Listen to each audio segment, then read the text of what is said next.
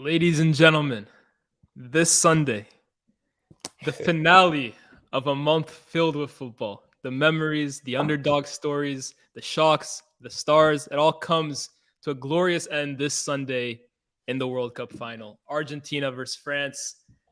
My name is Lies. This is my friend Culture Cams here, and we are going to give you the ultimate World Cup preview today. Not just like any other show where they just give you your prediction, talking about the starting 11s. We're going to go through it all, answer all of your questions, and prepare you as good as we can for what's sure to be, man, honestly, one of the most interesting World Cup finals I think we've seen in a while. Two huge storylines, two huge players. Let's get into it. Cam, how you doing today, bro? All good, man. All good. It's getting to that moment, man. It's getting to that moment. World Cup final, man. Like, this is the first World Cup since I've been doing content as well, you know? So it's the first World Cup since I've been in this content game. So it's exciting, man. It's very exciting to see. And I just can't wait for it to get going, honestly, bro. I cannot wait for it to get going. It's gonna be very lit, bro. 100%. Look, we all see you in the comment section. We've been reading your chats over here on the other side, man. You guys cooking us for being late. But hey, what do we always say, bro? Get the likes up and we'll be there on time. So, guys, if you haven't already, smash the like button, hit the subscribe button. Road to 15K is well and truly underway. We're so close to that. So make sure you guys smash all those buttons, of course. But Cam, where do you really want to start with this? Because there's so many different storylines here, bro, to really tackle. I think the first one that we really have to talk about is how both these teams got to the final, the road to the World Cup final. Argentina, we know how that all started out, losing their first game to Saudi Arabia. Everyone on the planet basically writing them off except for you. You stuck true to your prediction. You believed in Messi and co. And lo and behold, they got through that group, beat Mexico, beat Poland, wiped the floor of Australia. There was a few potential banana peels against the Netherlands, got past them, smashed Croatia. And Argentina, for me, right? The point I keep bringing up is that a lot of teams, they peak very early in the tournament, and then it all comes crashing down later on. Argentina, it's almost like that Saudi Arabia loss was perfect for them because got all the bad moments out of the way. It kind of gave them the wake-up call that they needed. It kind of gave Scaloni the alert that this guy's not good enough for the lineup. I need this guy, a.k.a. Enzo Fernandez, Julian Alvarez, so-and-so. And every single game since then, the performances have gotten better and better and better and better. And Croatia, for me, was the ultimate culmination of that. And of course, they're going to hope that now in the final, that's the best performance they have yet. Nah, bro, absolutely, man. Absolutely. It's crazy because obviously there was situations where you had France who as well, let's at the same time, France haven't been the most impressive team in the world. They've been good, they get their results, they do their thing. But the same way with Argentina, of course, there was the panic. There was everyone was like, whoa, like even me and they lost to Saudi Arabia. I'm like, yo, hold on, don't tell me they just went and done this copper thing and all that, then they get here and they go and shit themselves. You know what I'm trying to say? But they got through it. Obviously, it was a little bit of a scary game versus Mexico, I believe it was. Yeah, it was a scary little moment with Mexico, but Messi turned up with the goal, with a clutch, important goal. And then from there, they just carried on getting bigger, getting more and more confident. I think the inclusion of Julian Alvarez as well has helped them a lot. Di Maria, I don't think was having the greatest World Cup, and since then they basically just kind of sat him down.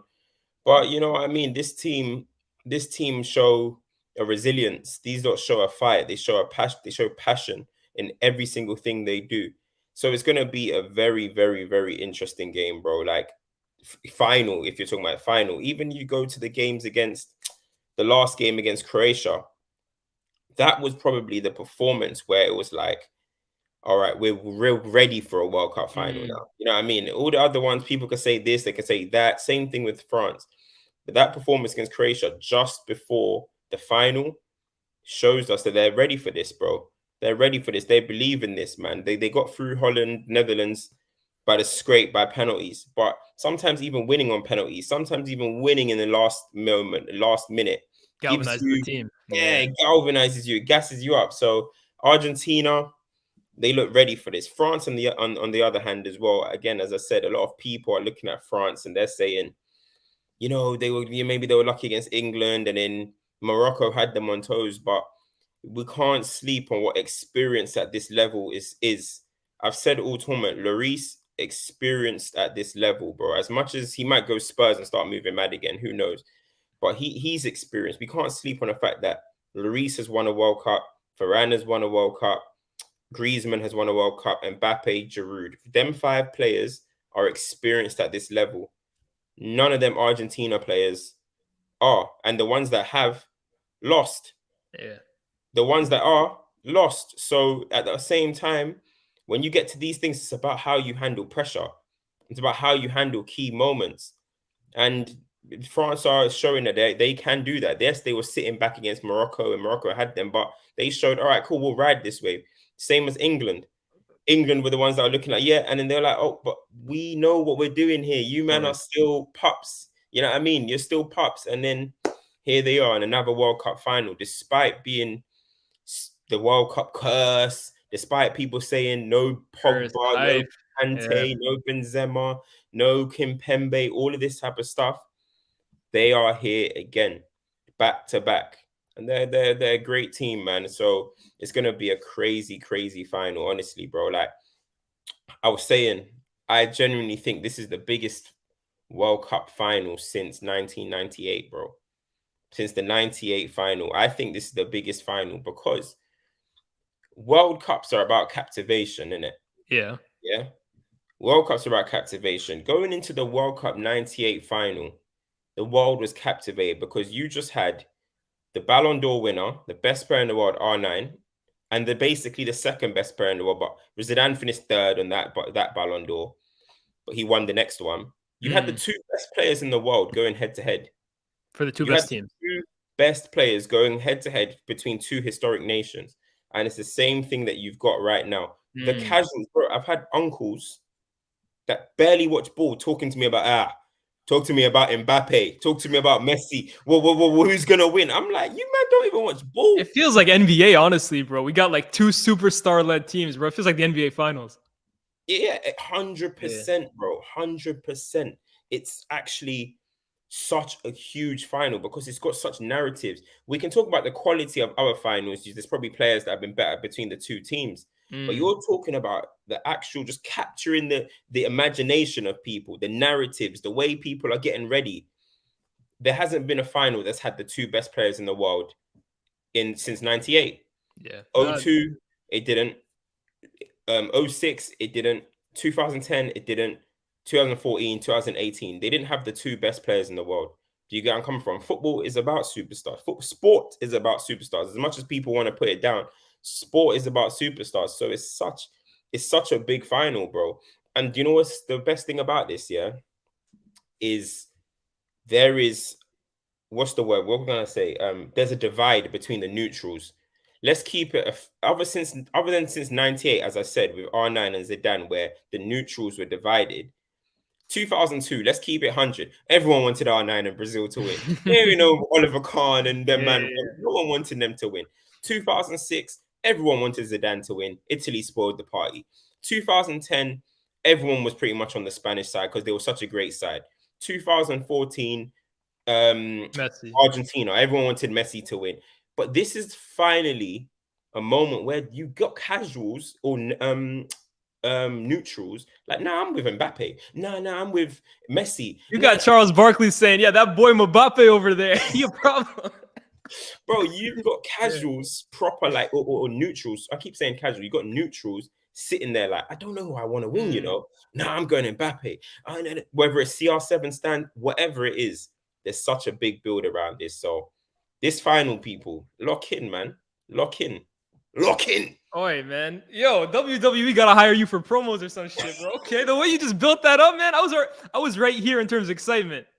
You might have just taken me right there, bro. Okay. Yo, I know you've been reciting that in your head all day. Like, how can I guess this up just a little more? Hey, man, I'm locked in. Yo. Brother, there's a lot to talk about. Honestly, I keep going back to that. I like this comment from Ash, by the way. I started, right?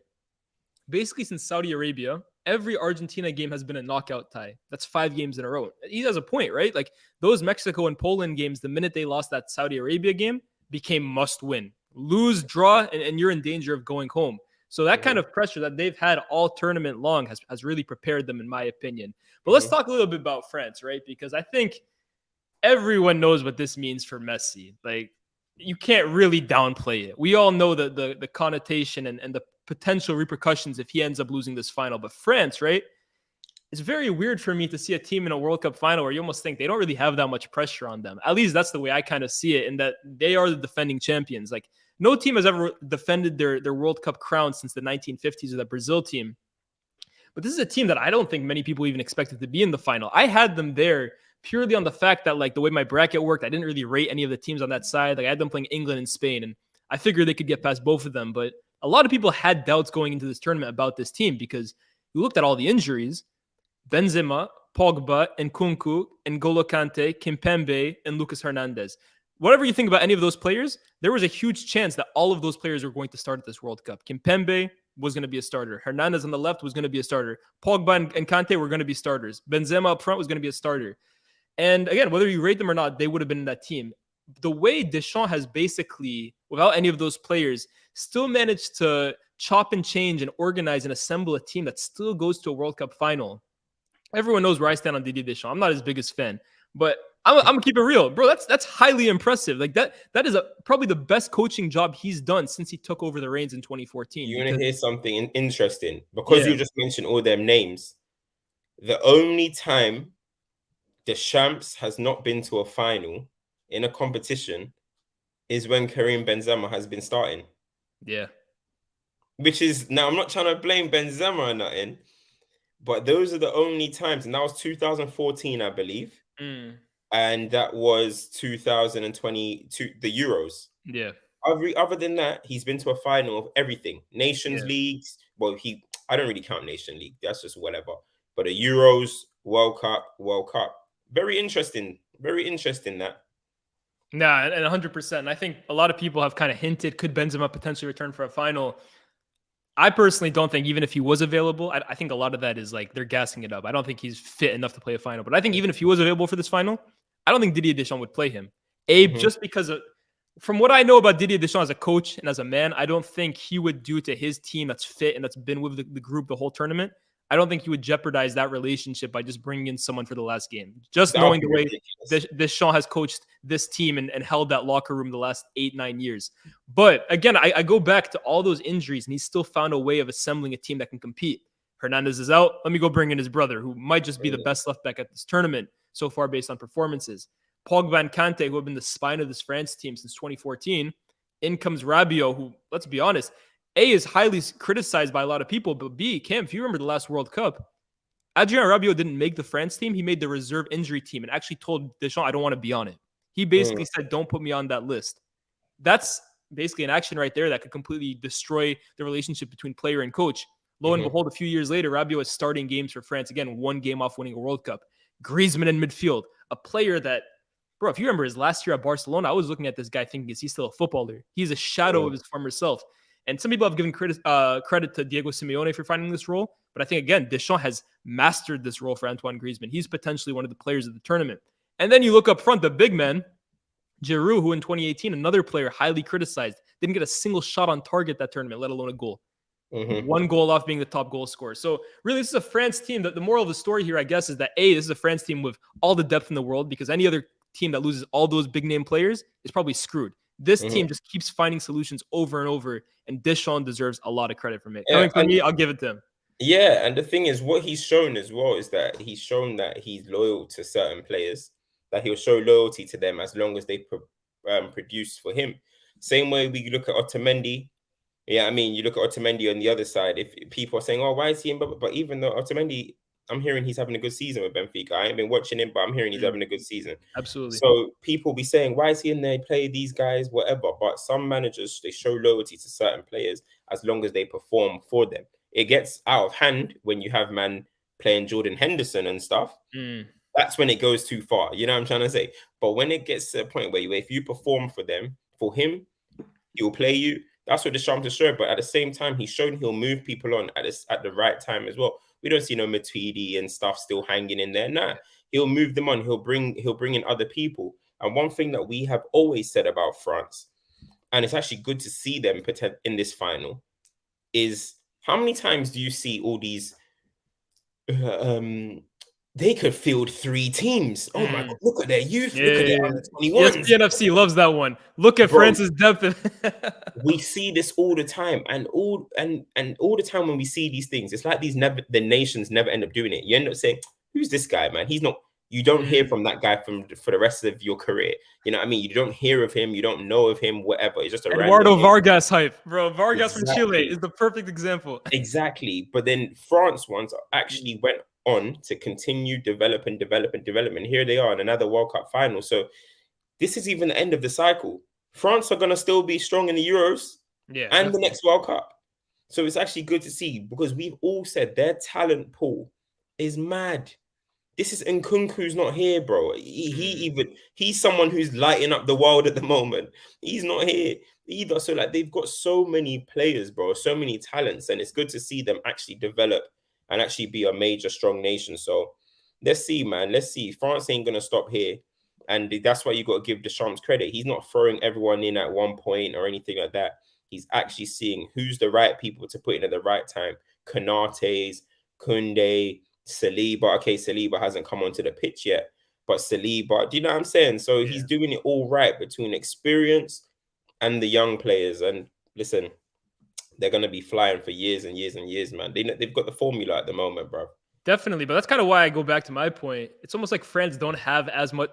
Argentina definitely have a lot more pressure on them than France. Again, another reason you just brought up is the fact that France, although that's not in their minds right now, and for players like Varan and Lloris, that's not the way they're thinking. But France will be here in 4 years again. France will be here in 2 years. This is it for Argentina because the reality is it's not Argentina playing this final on Sunday. It's Messi who's playing this final on Sunday. These guys are fighting tooth and nail, putting it all on the line in war for this guy, Leo Messi. And I'm just thinking to myself, Cam, has any player ever had more pressure on them in a World Cup final than Messi does right now? R9 in 2002. Maybe, yeah. I think it's level. I think it's level with R9 in 2002, and this is what I'm talking about the superstar factor. You know what I mean? When a superstar has a story to write, there's nothing more captivating in sports, bro.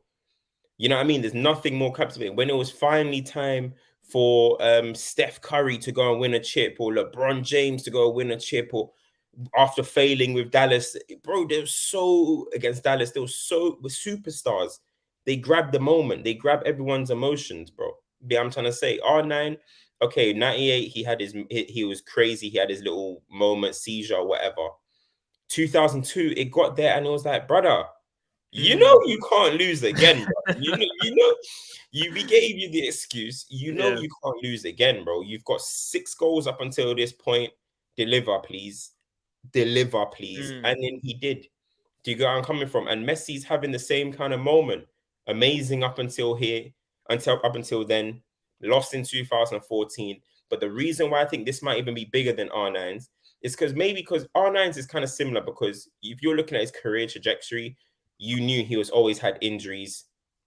You knew his knees were always going to go. He wasn't going to have the longest, greatest career after that. So it was kind of not a last hurrah, but it kind of felt like it. But this is officially, this tomorrow, on Sunday, last dance, bro, is officially probably Messi's last time putting on that Argentina shirt, bro. This is the big. I said it earlier in the last show, and for some reason, people thought it was an agenda. This is Messi's biggest game of his career. I don't see how. Yeah, definitely. First and foremost, if you play in the World Cup final, that's the biggest game of your career, right?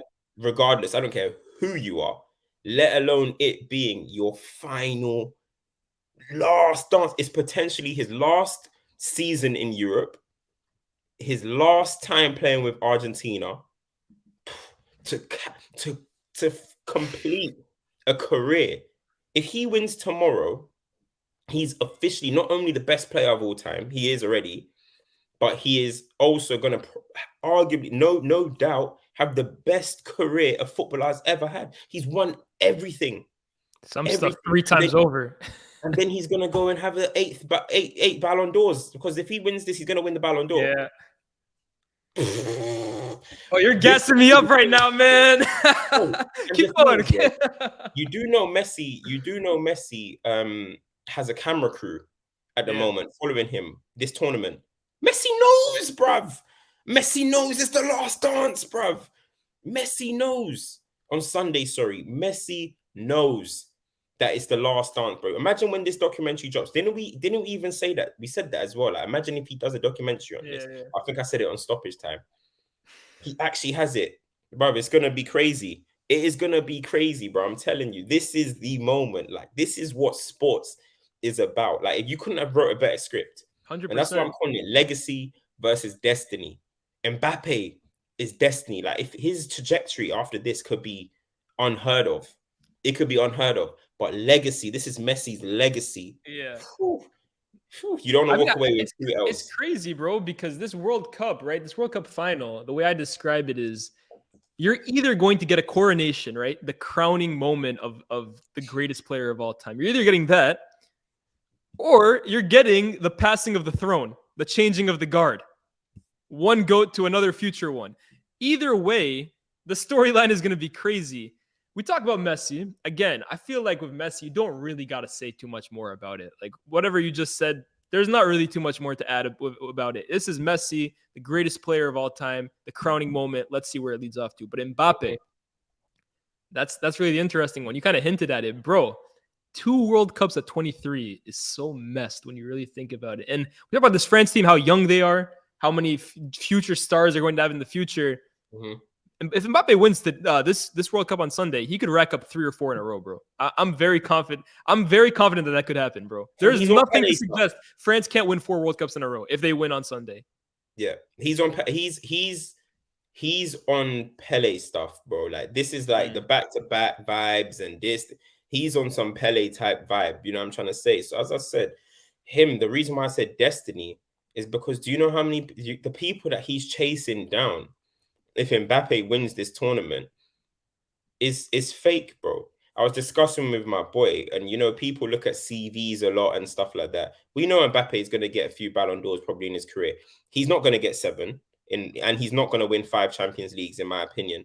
But one thing is, Messi, let's say he doesn't win the World Cup, Messi, yeah? Messi is the Ballon d'Or king. You know what I mean? The individual king of football. Yeah. Ronaldo has the UCL. We call him the UCL GOAT. You can't be denied. He's the GOAT of the UCL. Mbappe is going to put himself in his own little world of, I'm the World Cup GOAT. Because we know he's going to get that record. If he wins this, he's going to get that record eventually. Definitely. He's going to put himself like, I'm the World Cup GOAT. You guys have your debates, but don't think you don't bring me to the table because I've got the World Cups. I've got 2 World Cups. Mbappe is gonna have old heads in a chokehold, bro. Because old heads, they love talking about the World Cup and stuff like that. And they had it easy this last decade because Ronaldo and Messi, they can't talk to Maradona and Pele. This guy Mbappe is like, hey, I'm in these conversations, like it or not, bro. 100%. Listen, and the thing is, right? What's gonna happen as well? Yeah, what's gonna happen is that Fuad made a good point. Messi's going to retire. Ronaldo's going to retire. All we're going to see for the next 10 years is Mbappe with 2 World Cups in there, running back, trying to run up for Euros. Yeah.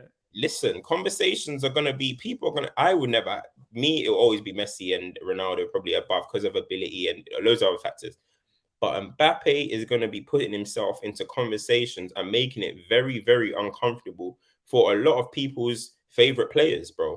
Do you know what I'm saying? Like, and the thing is, I said before, there's no player in the world right now that I don't think would want this to spoil the party more than Kylian Mbappe, bro. More than Kylian Mbappe.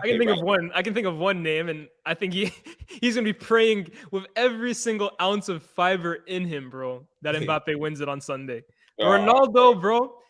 You know how I compared it? It's like Ivan Drago and his son, bro. Messi's gonna look over on the France bench, and Ronaldo's gonna be like whispering in his ear, like, "Hit him this way, hit him right here where it hurts, bro." I taught him that move. There's no one that wants it more than Ronaldo, but I agree. Mbappe after that, the ultimate villain arc here. Bro, listen, right now, it's a perfect storyline, bro. It's a perfect storyline. We're talking the best versus the upcoming guy who's trying to put himself in these type of conversation.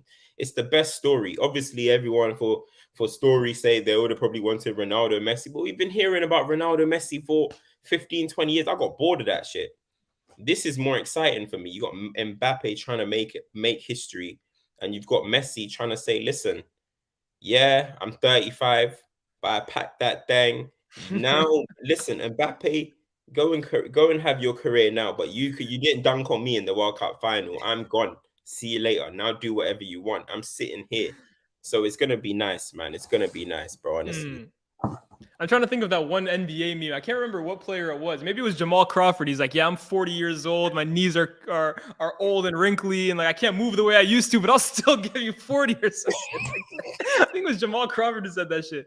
Too funny, bro. But look, I'm gonna go through some of these super chats right now. We got a few of them.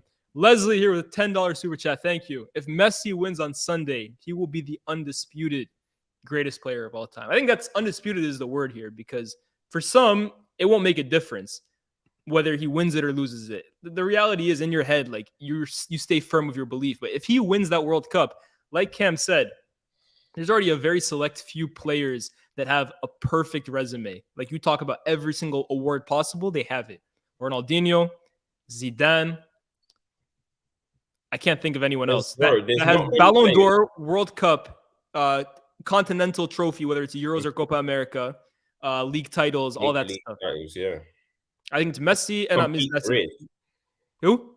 Yeah, complete careers, complete careers. I can think of Zidane and Ronaldinho. Outside of that, you're stretching it, man. Because Kaká, I guess too, because he has the World Cup as a teenager. But my point is, yeah, and Kaká won as a teen. Like no one really remembers that, but Messi would have the opportunity to do that, but he'd also sit at the top of that table as well too, because these guys have Champions Leagues. They don't have 3 or 4. These guys have Ballon d'Ors. They don't have 7, potentially 8 in the future.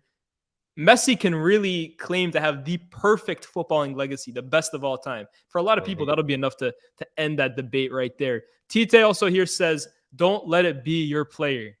Yeah, he likes that quote. I said that. Don't let it be yours, because Sunday is gonna be uncomfortable for a lot of people, man. Literally. Now the thing about Rivaldo, he went around too much, so I don't even know if he won major leagues everywhere he went. You know what I mean? He was just doing too much. Did he win the Champions League, Rivaldo? It had to have been with Barca, but I don't know if he did. No, he didn't win it with Barcelona. Yeah. Was he part of those AC Milan sides in just on the bench or anything like that? No. 03? He wasn't at AC Milan. I don't think so. Rivaldo. I don't think he was with Milan in 2003. Let me look that up. Guys, remember, I see some people saying Varan. You have to have a Ballon d'Or. Individual awards count too. Yeah, he won the Champions League with Milan. He didn't play too much, but yeah, fair enough. Good shot to whoever said Rivaldo. Bade here. Yeah, guys saying Varan. Varan don't count in this, man. But listen, I'm telling you now, this is going to be a moment. It doesn't matter about it. Obviously, some people's mind is already made up about who's the whatever.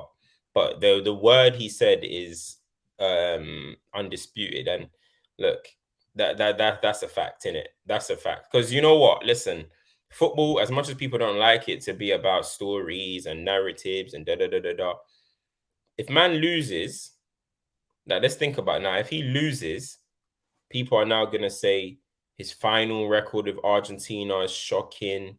His 2 finals that he's bottled or whatever. You know what I mean? Like Maradona wouldn't have done that or this or that. Or you're already getting your excuses ready, because I know that's what you're going to be dropping. You're gonna hear Who was it that said it on Stoppage Time TV? You're going to see King Maradona tweet from Cam, the second full time ends if Messi loses, bro. You build him up to bring him down, man. No. Don't involve me, bro. So, yeah, man, there's going to be a lot of talk if he doesn't win it, man. If he doesn't win it, and going from what people think is going to be the most liked Instagram picture of all time and stuff, could end up being pure TL filled with Messi's tears, like the Copa America game. You know what I'm saying? When Sanchez was just looking at him like, poor boy, you know what I'm saying? So we definitely don't want that again. We definitely 100%. Don't want that again. So just don't let it happen, innit? 100%. Rise up. Let's talk about the supporting cast, because Messi and Mbappe, let's face it, although it gives you kind of like NBA Finals vibes, this isn't a 5v5 sport. Each player on each team will be vital to whoever wins this final on Sunday. You want to start with Argentina or you want to start with France? Let's start with just start with Argentina. Yeah, let's go with Argentina. Obviously, there are a few players here that have made Messi's life a bit easier. The first one for me is Julian Alvarez because 4 goals, potentially a contender for Golden Boot if he is to score in the final. Who could have predicted this just even a year ago when he made that move to Manchester City, that he would be the next guy up after Messi leading this Argentina team to a potential World Cup? Really, like his impact at this tournament since replacing Lautaro Martinez in the final cannot be understated. I mean, the goals obviously speak for themselves, but the intensity at which he plays with, even the link up that he's providing for other players, a star for me. Look further down in the team, Enzo Fernandez, another guy who didn't start that first game against Saudi Arabia, but when given his chance, has really taken games by the scruff of the neck, been that midfield general in there, even though the likes of guys like Lo Celso a tournament ago aren't there anymore. DePaul, people had stuff to say at midway through the tournament, but I think he's showing again. Not me. They were comparing me to him. Everyone was messaging me, "Yeah, real men, DePaul, ha ha ha." Listen, no, DePaul is real men, bro. Real men. You were on him. You were on him this tournament. You were saying I said one game. The game against Mexico, he was horrible. But I've never said DePaul, for example, has to be benched. Argentina need Rodrigo DePaul in midfield. Again, like he might not be the easiest on the eye in terms of his play style, right? That I think he splits opinion there. But the defensive intensity that he provides in that midfield, and we'll talk about matchups later on in the stream, but that right-hand side of him and Molina are going to have to do a job and a half against Mbappe. DePaul will be on his ass every single play that he possibly can be. And the last guy I want to talk about is Otamendi. Because Otamendi, we talked about him a little bit, right? Like he's one of those guys that people had seen his name before the tournament and said, oh, why is he starting for Argentina? He's not a top European team anymore. But he, for me, has had a flawless tournament. I think he's been one of the center backs of the tournament. And he also has a huge job on his hands because Giroud, aerially, Otamendi is very good in the air, but Giroud, that's a man mountain right there, can hold up the ball extremely well. Him and Romero are going to have to be on job. So those 3 for me, or those 4, I guess, are the ones that I look at Argentina have to have huge games. Everyone has to play well, but they have to have huge games if Argentina are to end up winning this tournament.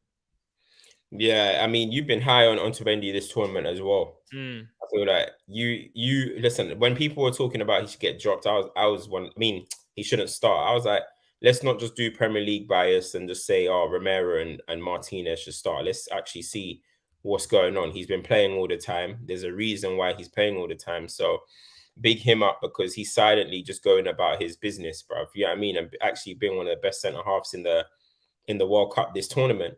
So you got to give him massive respect to that. But McAllister as well, bro. McAllister just doing his thing quietly, doing his thing. He's moving like they're Griezmann, bro. Do you know what I mean? Like important like that. So it's gonna, yes, yes, Argentina do not have the star-studded names that they used to. There's no Tevez no more and Aguero and all these type of star-studded names. But what they have is they are a team unit. So when you're doing like 11 for 11, yeah, maybe they're not going to win on paper, but as an actual team, they play together, bro. They play together, and that's the difference. And that's all you need, bro. Sometimes play as a team. Play as a team. It's knockout football. There's no time for a star to be doing nonsense or this guy's ego to be. I ain't trying to run back, nah, man. I'm. Do you know who I am? You know what I mean? I scored 30 goals this season for my club. I don't care, bro. They do not care about that, bro. Everyone is involved, except for Messi, probably because he walks around, but that's Messi. Everyone else is involved with it. Do you know what I'm trying to say? So that's the one thing about this Argentina team, and that's why they've been so good for so long, bro. International football is exactly what Argentina are representing. Yeah, I'm seeing these guys. You see Lisandro Martinez, in tears. This is why I say international football is just different, bro. When it comes to the tournaments, anyway. Look at the passion that these are playing. These are putting everything club. You know, when England used to talk about, we used to be my rivals, and then we got to the camp and we didn't like each other. All that nonsense. Yeah, these men come together and no, we are just a unit. We're playing for our nation. We're playing for our country, and that's how it's meant to be, bro. They are the epitome of what international football should be, bro. Do you know what I'm trying to say? So Definitely. that's why I rate them. And their supporting cast, as I said, not the greatest on paper, but they understand what they're doing. Players like Molina, just do your job. Get up and down the pitch. Be a nuisance. I don't really rate Acuna too much, but he always keeps going, bro. Do you know what They I'm trying got to say? Tagliafico, who I think will end up starting, to be honest with you, based off Maybe, his performance against Croatia. I think he was really maybe, good and that he game. probably deserves to be fair. Mm. But then even he brought in, was it Paredes? He brought him in. Yeah. He's just come in and he's not been amazing, but he's just there for the balance, bro. Just there Yeah. so the team can work. And that's important, man. That's important. Like none of this individualism, none of that. Just get out there and make it happen and leave. Let your best player shine. Put your best player in the perfect environment to shine. Let me And ask you this question. John here asks, Cam and Lies, do you think with the way Argentina changed the lineup to suit the game, they might throw Di Maria in from the start because of the France weakness down the left? So Di Maria has been injured most of this tournament. Came in here and there, did a job as well. But do you think the way he's played this tournament, that's what Argentina are missing? Does that potentially leave their midfield a little too isolated? yeah. What do you think? Nah, I'll still go. I said I was gonna say Lias, you know. Man, I'll still go Di Maria. Man, I'll still go Di Maria off the bench. I'll definitely try and get him involved because Di Maria, we still haven't got that one key Mm, goal per tournament that Di Maria gives you. Do you know what I'm trying to say? definitely. He always gives you one. So I'll definitely try and get him involved. But nah, I'm keeping that midfield balance. I'm going with the same 11 they played against Croatia, which I think was their best performance. I'm going the same 11. Messi. Let Messi see what that left-hand side is saying first. Look at where he got the assist from against the Netherlands. He got it from the right. He come in, gave the reverse pass. He can occupy those zones, bro, because he's obviously playing in a little bit more reserved kind of role. He can occupy those zones. He's got to occupy where Mbappe, we know for a fact Mbappe is not going to defend the whole way, right? So the Mbappe is going to probably, he's going to be on the halfway line a little bit. And then you got Teo Hernandez, who, as much as he's great going forward, he's not the greatest defensively. He's okay. He's good. I don't think he's terrible. He's Mm, calm. But then you got Molina, who he's not even going to necessarily let Mbappe just he's not necessarily going to let Mbappe just sit there. He's going to be coming up as well. Create a little something around there, yeah, and then you can work something, man. I think Messi in the first half, maybe first 60, 70 minutes should be the one trying to ghost in and around those areas. One of the center mids will probably push into there as well, yep. allowing Messi some space and some freedom. And then maybe bring on a Di Maria. But I'm definitely sticking with the midfield balance of Paredes, McAllister, Enzo, and who am I missing? I'm missing one more DePaul. person, DePaul. So I'm sticking with that one, man. You know what I mean? So it's gonna be quite interesting to see how Messi tries to exploit those zones. Because let's be real, Messi has always found ways of exploiting teams. People Mm. think he walks around for no reason. Messi's that scan zones, bro. Bro, I feel Scan like Messi, the first 30 minutes, like the game against Croatia, for example, I think he touched the ball maybe like 5 times in the first 30 minutes, but I almost feel like he uses that opening sequence almost to like, it's almost like he has a computer in his head, right? And he just like analyzes everything and like sees where space ends up being left, sees how the defense is being positioned, and then just takes advantage of it in like three Mhm. actions. But I love watching commentators say, "Oh, Messi really hasn't done anything these first 30 minutes," because I feel like he almost just like Mhm. paces out the game, sees the tempo of it, and then unlocks something within 20 minutes. Yeah, that's the beauty of it. You know what I Mm, mean? And it's more prominent now as he's getting older because when Messi was bored, yeah, he'll get the ball, run past 2-3 and his peak. You know yeah, what I yeah, yeah. mean? Now he's still got that in him a little bit. We've seen that against Croatia as well, but he's more kind of let me see what I can let me find that pass. You know what I mean? So it is mad, but you gotta still look. They're gonna have all the video of all these teams. Everyone's gonna know that's the zone. Look at the zone Saka was picking up the ball. I mean, Saka was fantastic for England, but no disrespect to him, but he's not Messi. You know what I'm trying to say? He's not Messi. So Yeah. imagine what damage that could be potentially done on that side. So and Deschamps has a big decision to make as well. Is he bringing back Upamecano? Is he gonna keep Konate? We Yeah. don't know, bro. We I don't was know. gonna say Rabiot for me has to start because you look at that left hand side. Hernandez, I disagree with you. I think Hernandez is worse defensively than you give him credit for. I think Hernandez can really be exposed, especially with the fact that Mbappe, look, is not going to be the guy providing Hernandez with defensive reinforcement. Mbappe is looking to be on the last line. The minute France win the ball back, go send me. Rabiot, for me, is that guy that he almost does the Matuidi role for me for France. Like, he doesn't really play in the middle. Like, he almost occupies that left-hand side, and he'll be the one, just like we talk about DePaul. I think he plays the DePaul role for France. That's the perfect example for me. Just like DePaul will be double teaming Mbappe with Molina, Rabiot will be providing that defensive. Oh, Cam is the one that we lost today. He'll be the one kind of supplying Theo Hernandez with that defensive responsibility. What's up? No, I was here. I'm still here. I'm just about to go fill up my bottle. Yeah, no, that's for me the why Rabiot, in my opinion, has to start. But on Upamecano and Konate, I would go for Konate, to be honest with you, just because Konate's a beast, bro.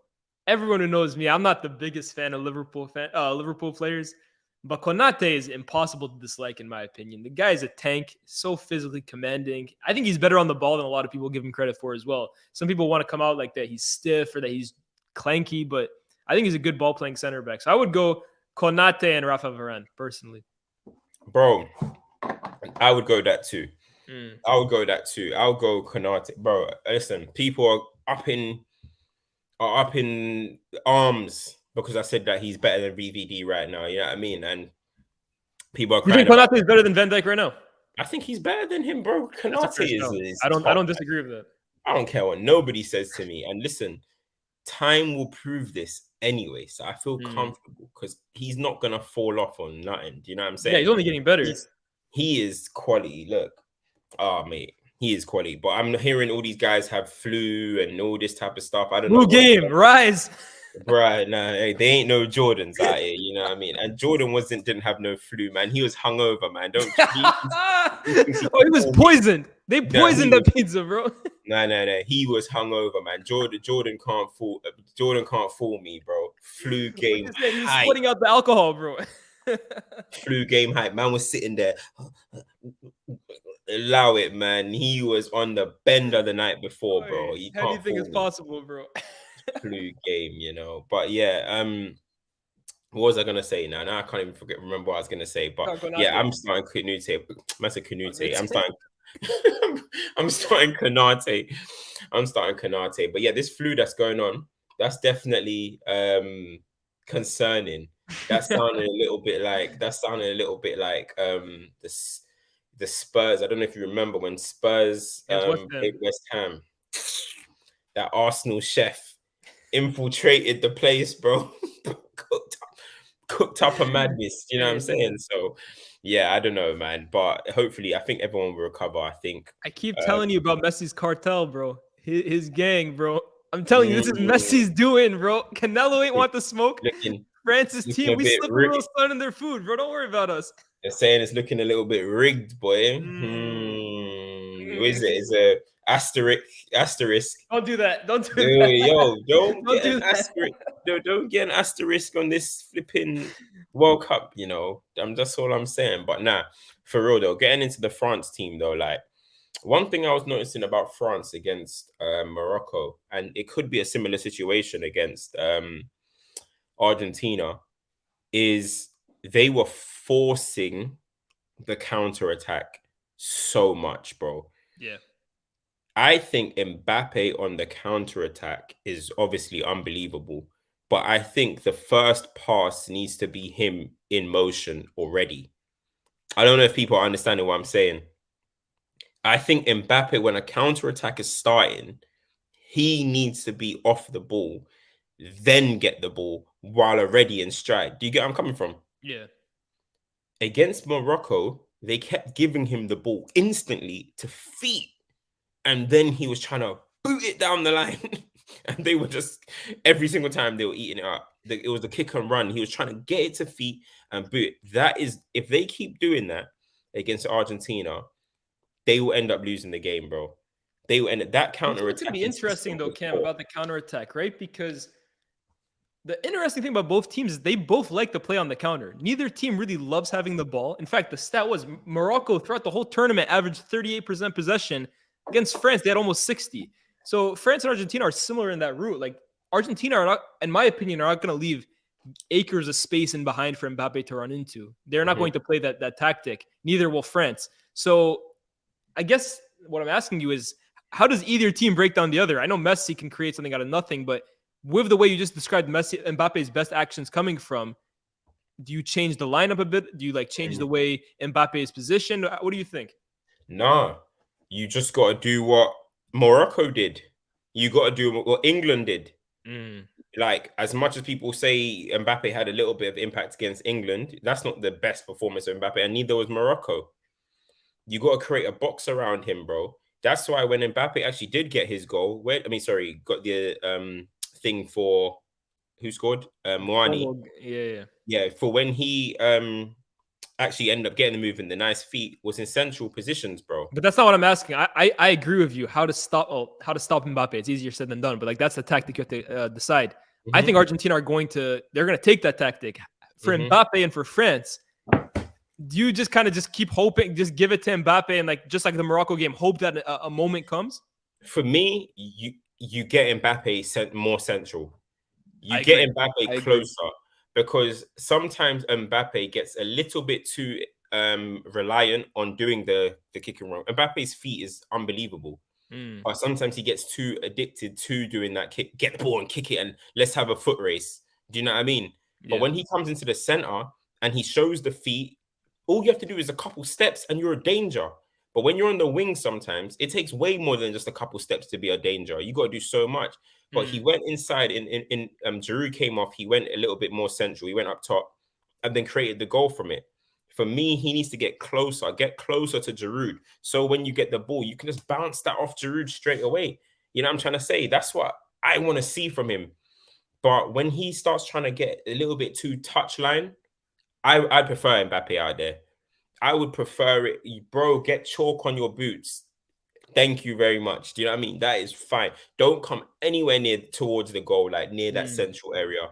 Because what you're basically hoping on when he's doing the chalk on the boot stuff is him to basically run down the line, cut in, and whip in a beauty. That's not very, very often. Get in closer to the goal, get in closer inside the field. So when you are dribbling, sometimes you're even dribbling inside the field, and then you're starting to make man move out of their positions. But when you're just staying wide, and in DePaul, for example, just like, all right, cool, I'm gonna stand near you.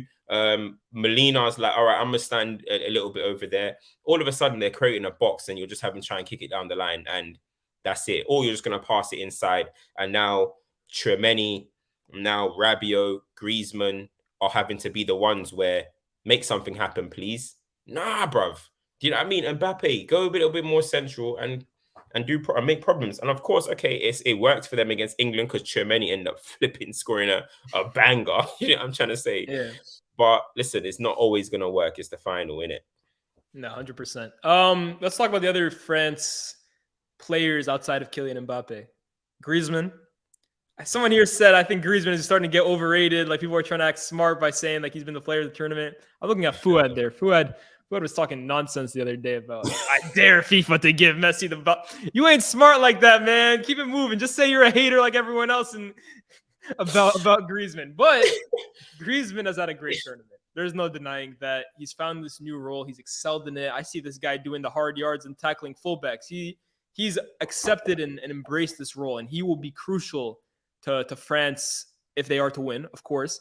Dembele is the one I'm looking at, Cam, because I think he's been poor this tournament. He's had his moments, but that's really the frustrating part about Dembele. It's always moments with him. It's never a full. You can never get a full 90 minutes or a full even 60 minutes from him, it seems, unless it's last year for Barcelona where he really found some form. But this tournament, I've really been frustrated by him because I expected a whole lot more. Deschamps has kind of given him and Mbappe the keys to this attack. You guys have the entire wings to yourselves. Make the magic happen. You've seen of Mbappe, but Dembele, you haven't got enough of it. He will be up against either Tagliafico and Acuna. But for me, Dembele could be a massive card here for France. Because if he turns up, if he decides that this final is the day he wants to be the Dembele we know he's capable of, I don't give Argentina much chance. But if not, bro, it's going to be another game where, like you said, they're just going to be forcing it to Mbappe's feet. Dembele on that other end has to show something.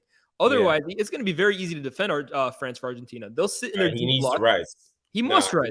he has to rise, bro. He has to rise. Whether it's being key in build up, whether it's getting an assist, whatever, he has to rise. It's a World Cup final. There's not one player out there that doesn't have to rise. He has to rise, especially as one of the star players. As you mentioned, it can't be all Mbappe. They can't be relying on Giroud to come up with a clutch goal. Dembele has to contribute in some way, or as Deschamps has shown, he'll just hook him.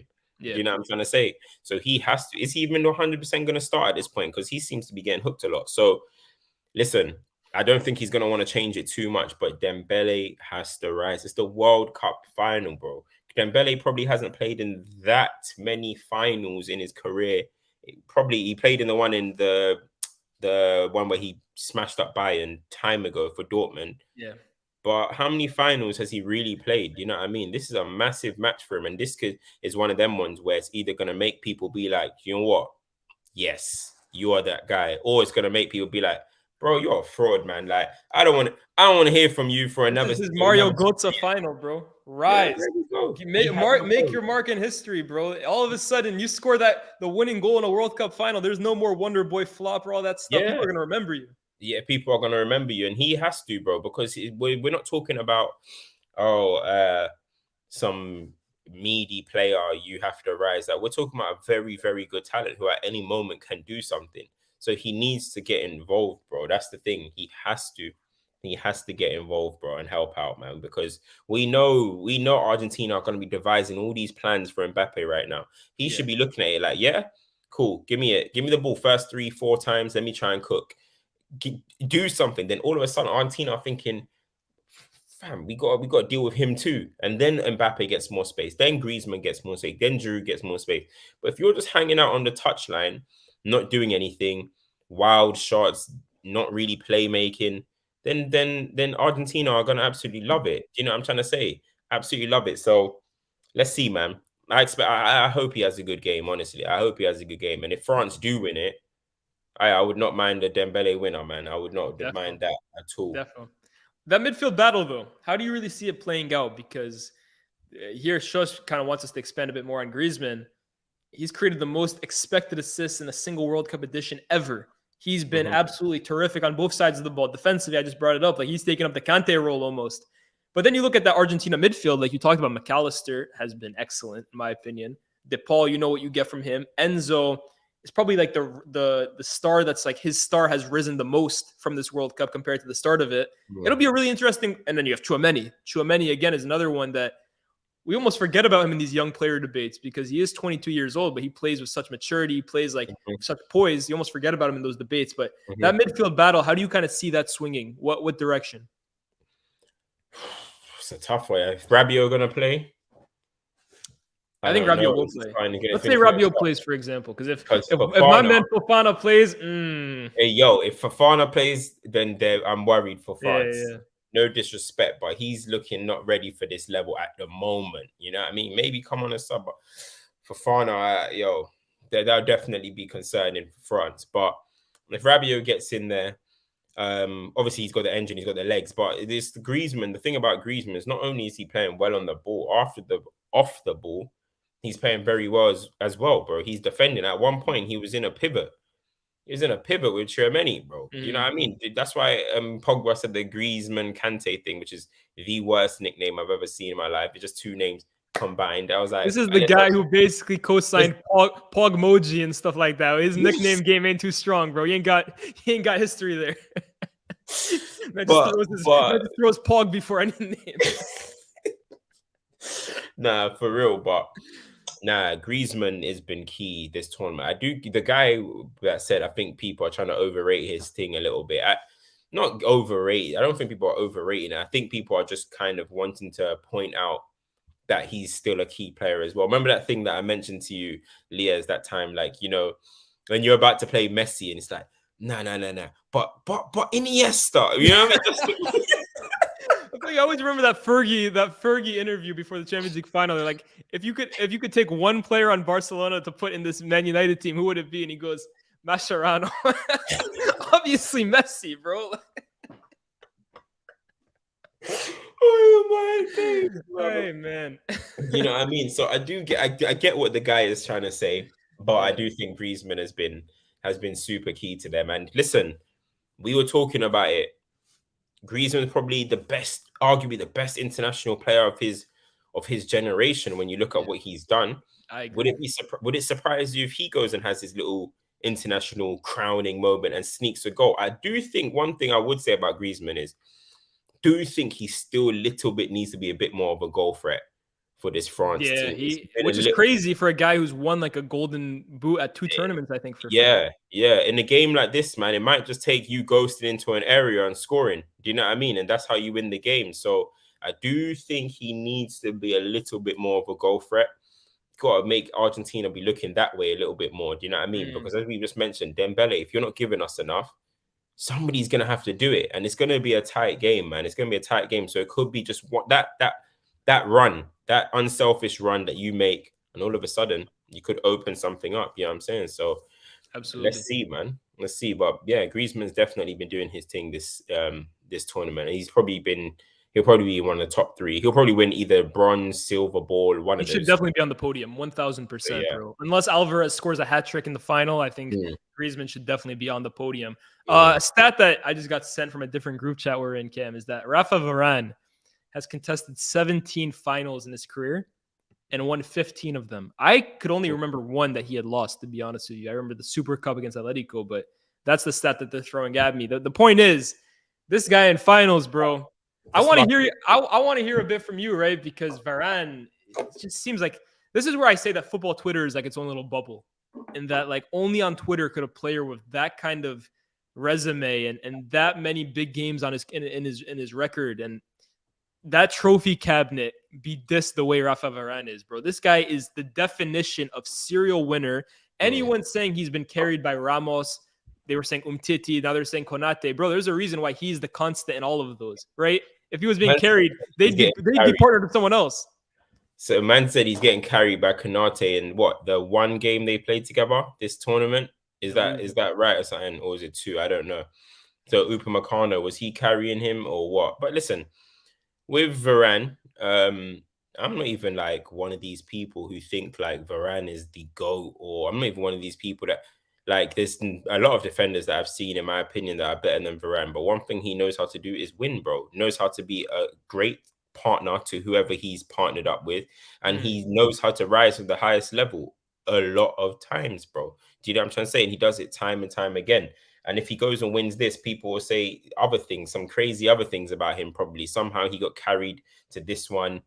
Titi carried him that one. It's all crazy. It's just a way to try and disrespect him. And listen, there's no surprise. The disrespect came when people decided to tune in to the Real Madrid v Man City game. Jesus got him over. He was over. He was terrible on the ball. It's only, bro. I wouldn't even say kill his legacy, bro. It's just in this country. It's just in this country. You know what I mean? And then to make it worse, you come to United after that. It's like, oh, nah, he's definitely a fraud. You know what I mean? He's a bum. He's a da-da-da. Last season, I don't think he was that great. Yeah, and I said that, be more of a leader. This season, I think he's been a lot better.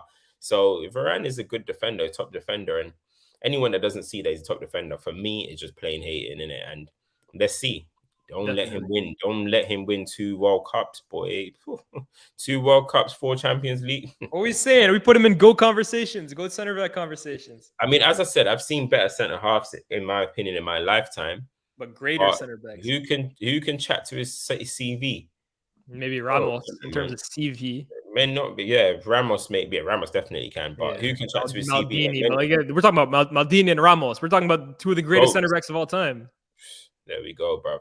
Yeah, there we go. So let's see. 100%. You want to? I have narratives written down here, but I think like really we've touched on these narratives. Unless you want to go more so what this could mean if Messi loses it, if Mbappe loses it. Does anything even matter for Mbappe if he loses it because of how young he is? Nah, I actually think Mbappe is in a comfy. Kind of, yeah. He's kind of comfy right now. He's comfy, bro. I think he's in a good position, bro. You know what I mean? He's tweeting back to back.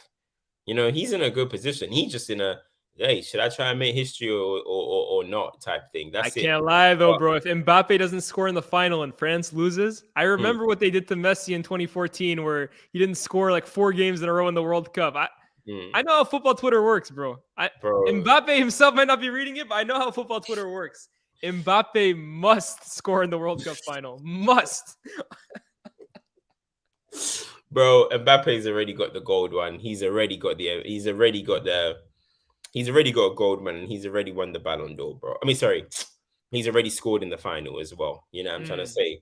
So I don't actually think there's much that Mbappe is. Obviously, everyone's got pressure when you go into a World Cup final. That's no doubt. There's going to be nerves. Everyone's got pressure. However, I don't think there's as much pressure on him as there is Messi, bro. I'm hearing there's Messi has more pressure. 160. What is it? 160,000 Bangladesh fans that are now 160 million Bangladeshis, or I don't know, bro. It's all getting crazy. He's got the weight of the world on his shoulders. And listen, you didn't score in the last final. You had a big chance. If it was Getafe away, you burying don't do that.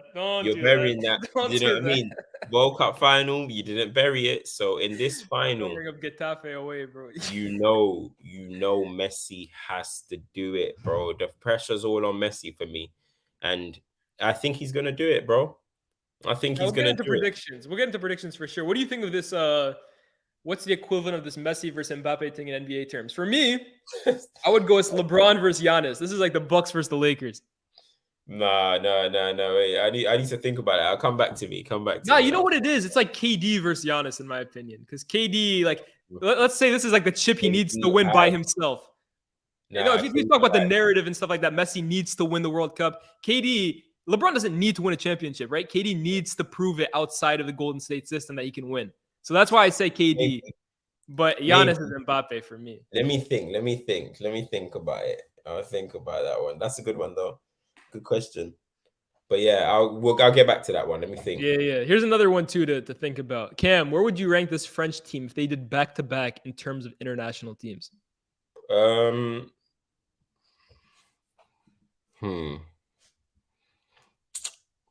As in, like, but it's tough. Like, it is tough because for me, I look at these two teams. They're pretty different. Like, you got Lloris still, you have Mbappe, obviously, Varan, Giroud, but the rest of the team, Griezmann, I guess too. But a lot of the team is very different. But you could kind of look at this whole French cycle, I guess, in that they've won the Nations League, they won 2 World Cups, they went to a Euro final. I don't know. I still have them behind Spain, even though Spain never won 2 World Cups in a row. I still think Spain's dominance was more. Like France, there's still games, right? I keep saying it. They're so weird to me because I don't feel like they ever get out of third gear, and I think it's intentional. They remind me a lot of those Real Madrid teams in the Champions League, and that like they kind of just like analyze games, they let pressure come in, they soak it up, and then they just hit you with breaks, and they have individual star power for days. But I would still say Spain is better. I think people would probably argue, even though it's probably before my time, that Brazil team of R9 and Dino and Rivaldo, that's probably better. I'm sure people will bring up Brazil of the 50s, but France is up there, man. How many teams have ever done 2 World Cups in a row? You got to give them credit for that. Yeah. Do you think they're better than their other France team, though, that won the World Cup, then went to Euro 2000? I think I don't think they're better than them lot. In terms of names, no. But you got to remember that France team 2002 disappointed. 2004 they disappointed.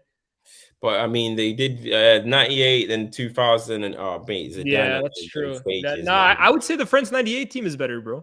Zidane on them, say Petit, Vieira, bruh, that Trezeguet. Nah, that team were crazy. But yeah, maybe somewhere in the top 5, top 3, maybe somewhere around that. Spain are probably the best that I've seen. The Brazil ones, the France ones. Oh, it's a tough one, man. But this France team, that's a perfect comment there by SK, yeah. This France team, they don't capture the imagination, you know what I mean? They're just, you know what I mean? They do their thing. You know what I mean? You win, but they don't really be... It's like that Germany 2014 team, right? They're a great team, but you don't really remember them. Like, they're not memorable. There's no like players that you love or whatever. I feel you. Yeah, exactly. So... But they'll be somewhere around there because at the end of the day, how many winners? You don't really get much winners on international level anyway. So you just have to discuss the winners, you know what I'm trying to say? And so it's only a few and far between, you know? Defo. Cams, Lias, each, who are y'all GOATs now? Plus, if Messi wins it, I don't got to say too much, bro. Messi is my GOAT now, and Messi will be the undisputed GOAT if he wins it. Cam, if no one knows already your stance on it, go ahead and tell them. Zidane's my GOAT, bro. Oh, Zidane is your GOAT now. Zidane's the greatest player of all time. Zidane's not, but Messi's how many times do I have to say that? You I've said it to said me. I don't know Messi. if you said it on stream before. I always say Messi is the best player ever. I always say this. Like, so for me, it's not going to change if he doesn't win the World Cup, but he's got to win though. He's got to do it. He's got to do it. It doesn't change anything. It doesn't change anything. He has to win the World Cup, bro. Like, it's important. He must. In fact, he must. He must. He must. I can't. I'm laughing. I'm laughing, but you're absolutely right, bro. 100%. And guys, we're gonna have a stream on Sunday. I think they approved it to do the watch along on Sunday. I think that's been approved. Oh, word. So if it has, guys, you guys are gonna be seeing me literally just like shaking for 90 to 120 minutes. Cam is gonna be just chilling because he wins either way. Fuad hating in the corner, and me, I'm gonna be nervous out of my mind, bro. But I think the next thing we got on the agenda, Cam, before we give our predictions, combined 11. Combined 11. Do you want to give yours and I'll give mine, or what do you want to do? Between these two teams, yeah? Of course. Yeah, go on. Because should we get checked out my little paper, my little thing? If you want to. If you want to. Do you want to do it based on this tournament? Yeah, we'll do it based on this tournament. While I go through that, I'll see if you guys have any more questions. And we'll give our predictions at the end, of course, guys. Make sure, of course, if you haven't yet, subscribe, drop a like. We're almost at 15K, so get us there for sure. CR7, disrespect, man. Hey, CR7, bro, is having the worst 12 months of his life, bro. I'm telling you, there's people be disrespecting CR7 too much, though. But people are getting too comfortable trying to disrespect that guy, bro. It's crazy. Absolutely crazy. The comments on the watch along will be hilarious. No, the watch along will be really good, guys, for sure. Oh, the watch along gonna be crazy. Why is Zidane your GOAT, Ken? He's just too much, man. That guy made me dream, fam. That guy made me dream. Just love watching him, bro. Love watching him. He proves himself at the highest level. Top 5 talent of all time, in my opinion. Just love the guy, innit? You have the screen up? But when you're growing up, man, you're talking about set names, bro. When you're growing up, you're talking about Zidane, you're talking about R9, you're talking about Thierry, you're talking about Ronaldinho. Those are like the 4 like names, bro. Like, yeah, I mean, Thierry, I don't think was on that level of those other 3, but he was, but talent-wise and stuff, I think they're above him. But bro, that is Zidane, bro. Crazy. It was like It was like a mythical figure, bro. Obviously, I'm older now and stuff like that. So what people growing up on all these other guys, you know what I mean? It'll hit them a little bit different. But when you grow up watching those guys and you look at all these people like they're flipping superheroes and that, bro, it just hits you different. And Zidane, it was like fake, bro. It was fake. This guy says, is Zidane closer to Messi to you lot compared to the Iniesta, Xavi, Modric? Yeah, for me, he is. For me, Zidane, when I talk about midfielders greatest of all time, I don't even think of Zidane in that category because like Zidane is like in the greatest of all time, period. So for me, I got Zidane, and like obviously I don't think he sits with Messi and Ronaldo, but he's just in that tier below, in my opinion, or maybe 3rd tier, but he's up there, bro. Who's Zidane? Yeah, no, Zidane. For me, I got like in terms of everything. So you got Messi, Ronaldo, and stuff, and then you got Zidane, you got R9 and stuff, and then I think I'll start putting in all Iniesta and all that, but. Zidane, you know how I always judge mine, bro. You know, I have a different way of judging mine in it. So, like, I have Zidane, Ronaldinho, R9, like, and then I have other people underneath that. Where you got Messi and Ronaldo, and then I got Zidane and that, and then you got these other guys underneath. You know what I mean? So that's just how I do it. You got the site up or no? Yeah, 1 second. One day I'll go through my full GOAT list. Best list, and I'll break down. I've seen it. I can't lie. Some of them. I'll break down exactly why I think. I'll give you exactly my reasons and my criteria. Everyone's thing is different, innit? Everyone's is different. So I'll give them my reasons, innit? All right, we got it up. Yeah, 100%. All right, we'll start with goalkeeper, and we'll do it based on this tournament, right, Cam? Like, yeah. So goalkeeper, who do you have between Lloris and Martinez? I got Martinez. I got Lloris, you know. Lloris with 1 clean sheet all tournament. I think he's made some big saves. I think he's made some important saves. I mean, Martinez, obviously, he's got the penalty shootout kind of vibe in it. and he's a bit more outwardly with his like personality and the way he moves. But I think Lloris has been good. I don't think conceding goals has been his fault like that. Do we want to take do we want the what's it called? If we don't agree on it, do we want the chat to be the tiebreaker? Yeah. What do you guys think, Martinez or Lloris? I'm seeing a lot of Martinez. Yeah, I think we got Martinez. Oh, you got a few Lloris. 1, 2, 3. Now they're going with Martinez. Martinez, yeah. But one thing, if anyone knows in the chat, why do they call him Dibu Martinez? What is the Dibu? Where does it stem from? If anyone knows that, let me know. Martinez. Right back. Molina for me. Molina, yeah. Kunde hype, Centre backs. Otamendi and Varan. Yeah, I agree. Otamendi and Varan. So Tajai here says Dibu is an Argentine cartoon that they say he looks like. Let me look up this Dibu guy. Dibu. Somebody said because his first name is Damien. No, you're lying. What? It's Emmanuel. There's his first name is Damian. Like it's spelled Damien, but yeah. But I want to see this Dibu cartoon. No, there's no way he looks like this guy, bro. Dibu is literally a ginger cartoon kid, bro. Wait, his name is Damien. They're saying it's Dibu is just like a nickname, just like how they call Aguero Kun. Yo. Fairs, man. Fairs. Left back. For me, Theo. Yeah. Who's the options? I said they ain't really got much options in there. Yeah, I go Theo. Cool. Midfield now. Just kind of tough. I think Tchouaméni. Tchouaméni, yeah? Yeah, I would go Tchouaméni. Not Enzo. I would put Enzo next to him. I'd play 4-2-3-1. I don't know. I feel like I think Enzo's thing is getting a little bit overhyped. I'm not gonna lie. I'll be honest. I think his thing is getting a little bit overhyped. New flavor of the month kind of vibe. But well, then who's the other option? I go Tchouaméni, Enzo, and Griezmann. I'm going McAllister. I'm going McAllister. You're trying to be different. This is where you're trying to be different, bro. I'm going McAllister.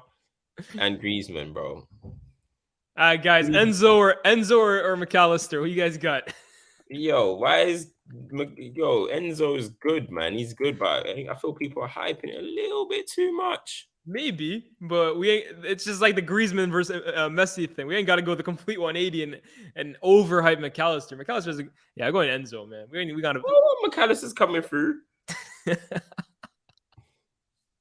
I see you're going Enzo. Look, McAllister's coming through. Enzo missed his pen, yeah. Oh, now we're doing pens. See, people. Look, McAllister. Hey, you won. Fair enough. No, I don't know. I don't know if I won that one. Let's see. Nah, I think they're going for you, bro. I agree with Cam. Nah, for me, Enzo, but we'll see what you guys say. We'll let it load one more load of comments. Yeah, Enzo won. Cam loves trying to be misunderstood. I agree, man. I agree. At least someone's catching on to him, bro. 9 times out of 10, I'm right. Anyway, so it is what it is. I shoot 90% from the field.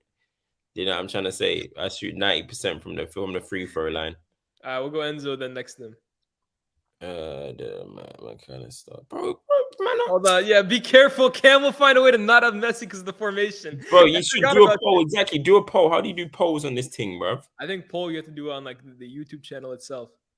But yeah, hold up. Make sure the formation allows Messi in. Just because I know you. The formation, yeah? Yeah. So we don't have another incident like last time. I'm joking. Obviously, it's calm. Look, I'll get a little inverted thing.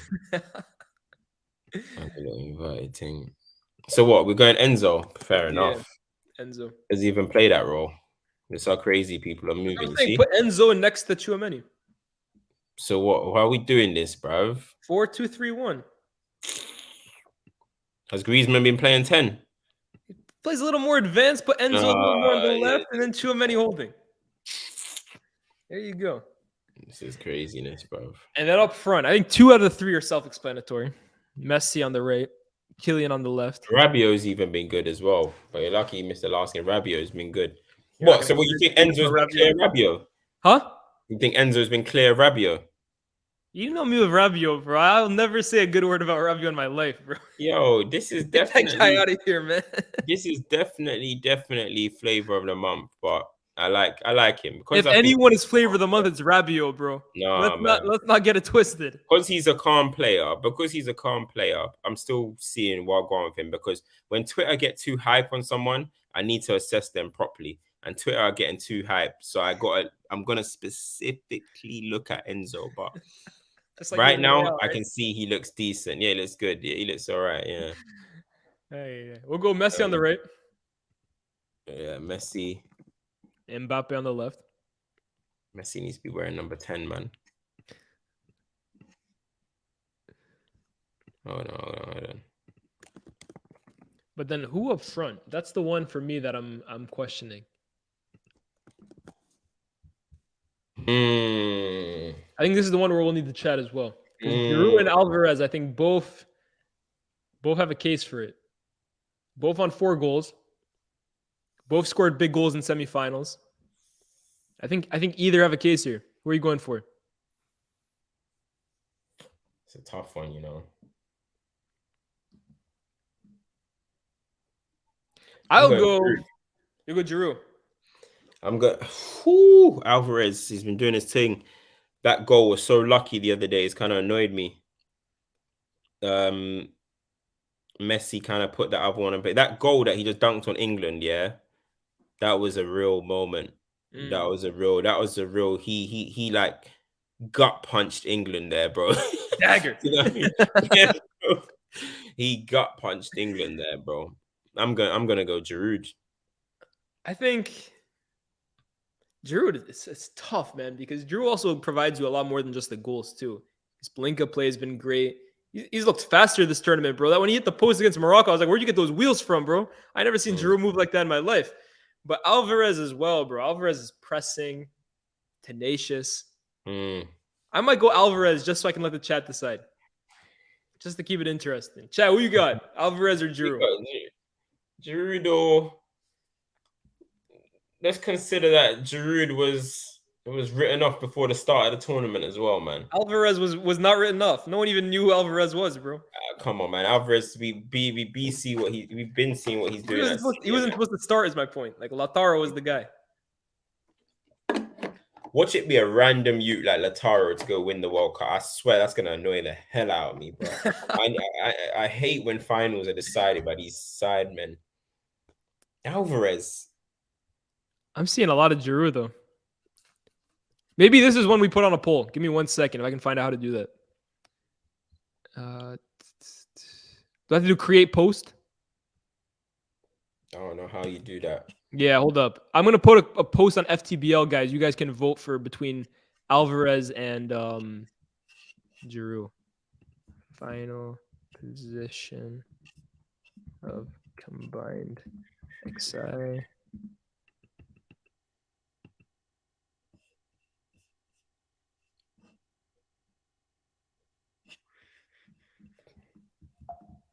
Give me 1 second, guys.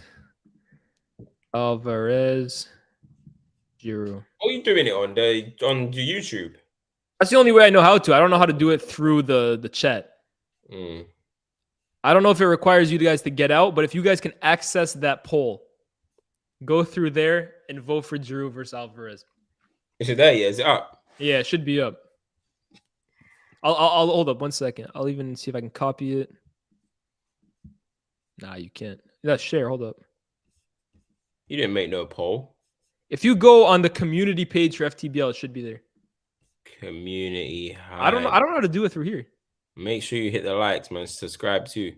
Yeah. Anyways, let's do predictions. We'll leave that one to the side. They can decide that one. Argentina versus France. Cam, in 60 seconds, tell me who will win the World Cup this Sunday. Give me an elevator pitch. Argentina will win the World Cup. Argentina will win the World Cup on Sunday, as they have been the best nation in the world for the last year. They're the Copa America champions. They have the man of the moment, Lionel Messi. This will be his crowning moment. And I actually think he's going to perform and have a great final. Argentina have been my pick from the start of the tournament.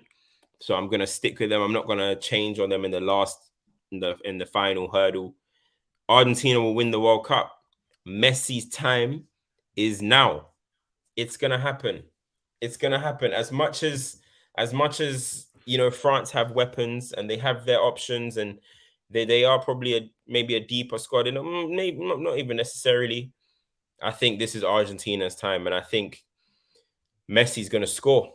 I think he's going to score. I think he's going to get an MOM, man of the match. And I think he's going to finally lift that trophy, man. We're going to be looking at iconic pictures that are going to live in football history forever. You know what I'm saying? And it's going to make people like you shed tears, man. It's going to make people like you shed tears. Argentina are going to do it. There was a reason why I picked them as my predicted winners and Messi as my player of the tournament. And I'm about to cash that check straight to the bank, man.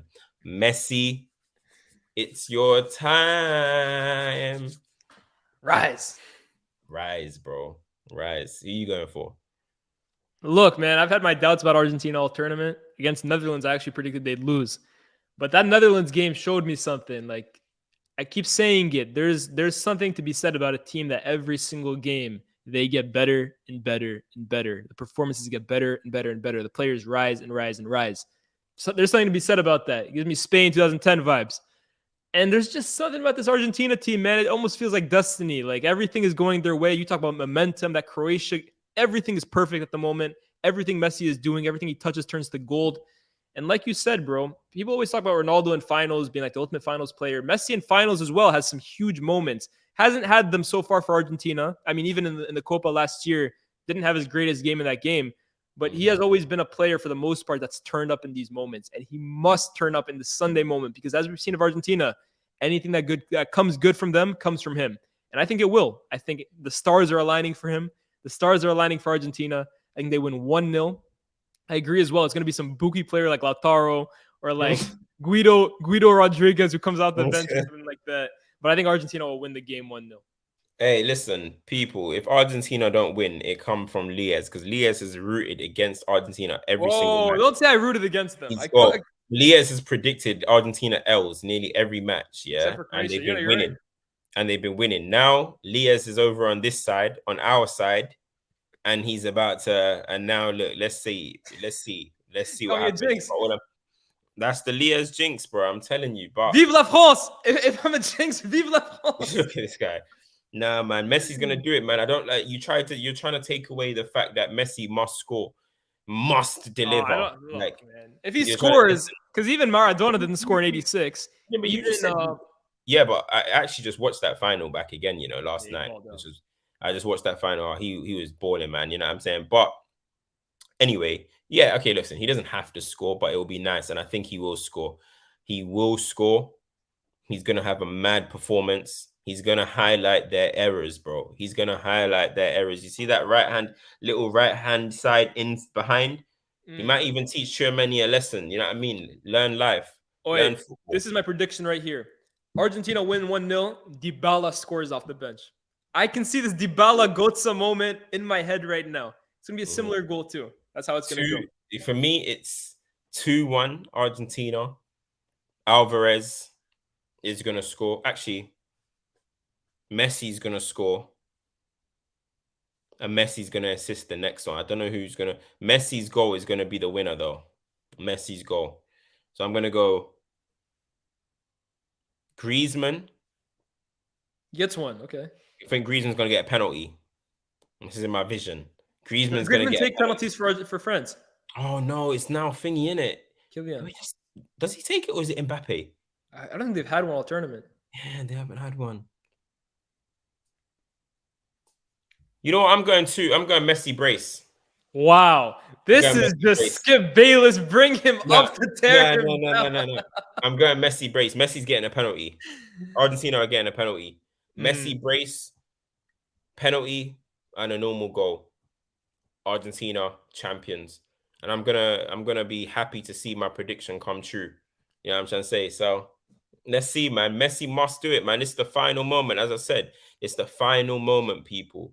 The last hurdle of his seasoned elite all-time career. You're probably never going to see a player like this again. You might not see it for another 50 years. You know what I mean? And in 50 years, your kids are going to be calling him washed and stuff because there's going to be some random you running around looking good. And people are going to be like, who is this Messi guy? Yeah. And you're going to have to be fighting for his name. But on that moment, you don't want his name to have 2 World Cup losses. He's going to have to deliver. He has to. You know what I mean? You don't come this far to lose. You do not come this far to. Maradona didn't go that far to lose. You know what I'm saying? That's why he's eternal over there.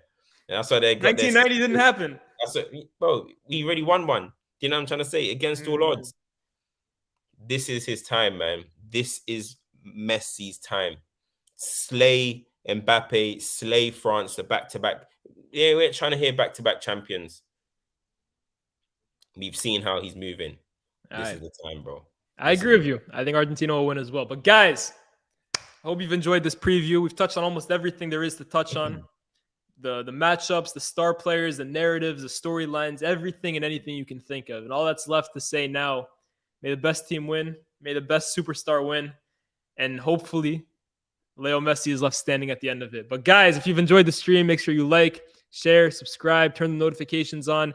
So close to 15K. I think at the moment, we're almost on 14.7. So the goal is by Sunday after the final, we should be on 15, guys. I'm counting on you guys. So make sure you guys do all that stuff.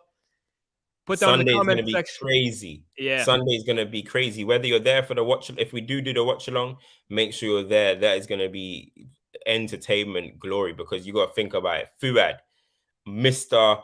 hyping Mbappe right now, anti-Messi. Then you got Mr. Messi is his hero over there. Listen, me just watching to see. I just want to see a good final. Me, I just want to see a good final. Do you know what I mean? Maze, he'll be making sure the things are flowing. Make sure you guys are there, and of course on Sunday as well after the game, the breakdown of the final, the breakdown of the World Cup, player of the tournament, young person, all of that type of stuff. That is going to be a legendary episode. And as I said, don't let it be your favorite player who does not win that final. That's what I'm saying. Do not let it be your favorite player. That's all I got to say. Make sure you're there, man. Sunday. Guys, hope you enjoyed the stream. Like, share, subscribe, all that good stuff. See you when we see you. Peace.